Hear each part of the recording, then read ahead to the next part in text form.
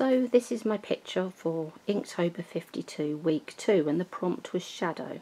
Now I find this quite challenging because I don't really do shadow pictures in detail. I use shadow as part of a picture, but I've never really had to think about shadow being the main word, the main prompt for the picture before.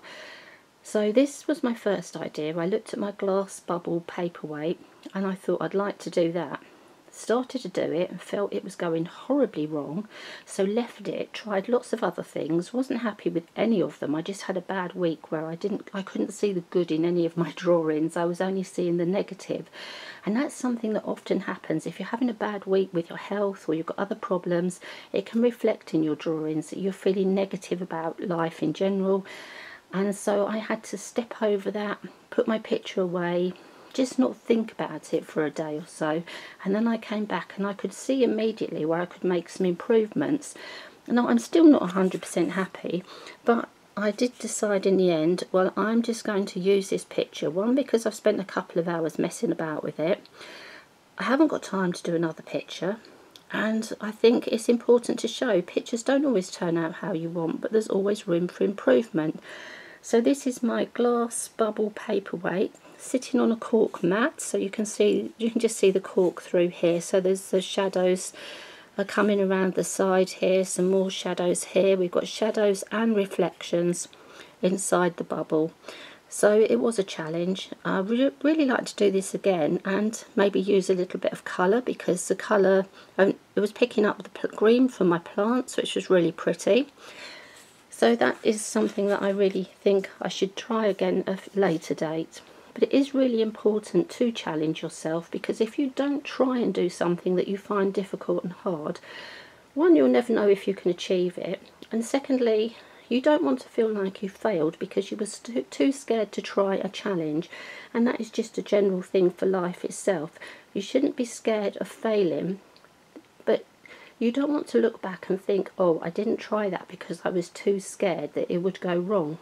It's only a picture. If it goes wrong, it doesn't matter. It's a learning curve. So each time you do that picture, especially if you've left it for a little while and you come back to it, it's much easier to see where you can make improvements, or where the lines are not quite right or the shadows aren't right. So don't be scared to fail. You're not a failure. The thing is, every picture is important in its own right, because it is teaching you something. It's teaching you where you've gone wrong, what has worked, and then you can take the elements you like from a picture and put them into the new picture, the new improved version. So it's not wrong to keep doing the same subject until you feel that you've achieved perfection. But I'm going to say to you, you're never going to achieve perfection. It just doesn't happen. You will achieve the best you can at that possible time. And I don't think you should only draw one subject because that's what you feel you're good at or you want to perfect it. You're going to have to draw as many different things as you can, because you might surprise yourself. You might think you can't draw trees, but your trees might turn out wonderfully. I don't particularly think that I can draw people. I'm not that good at people, but it's something I would like to do, so every so often I do try.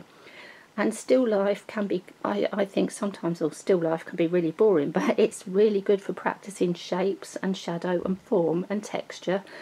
So even if something isn't a subject that you particularly want to do, you will learn a lot from it. So with this picture, I've used my favourite Pitt pens, my brush pens. I've used a white jelly roll for some highlights, and I've used a Unipin fine liners and the Pentel point liner, very fine. I really love my Derwent pens and my Pitt pens. My Pitt pens, especially my brush pens, have really become a favourite of mine over the many years now I've been using them. Absolutely love them. And I've used quite a few shades. It's good not to work with too many shades, but I feel that when you're working with shadows and reflections, rather than just using 3 pens or 2 pens, I think it is nice to have a variety of greys. So if you're expanding your pen colours just from your basic black set, I would add some greys, because greys are really useful for you. So that is week 2, and I'm looking forward to week 3. At first I thought week 3 would be really interesting, easy, sorry, not interesting. I thought it'd be really easy, and then I thought, how can I make this easy prompt of brick interesting?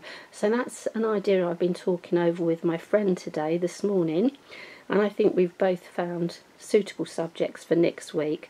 So I'm looking forward to my picture for next week, hoping I don't find it as difficult and challenging as this week. And if you are taking part, then I hope it's all going well with you.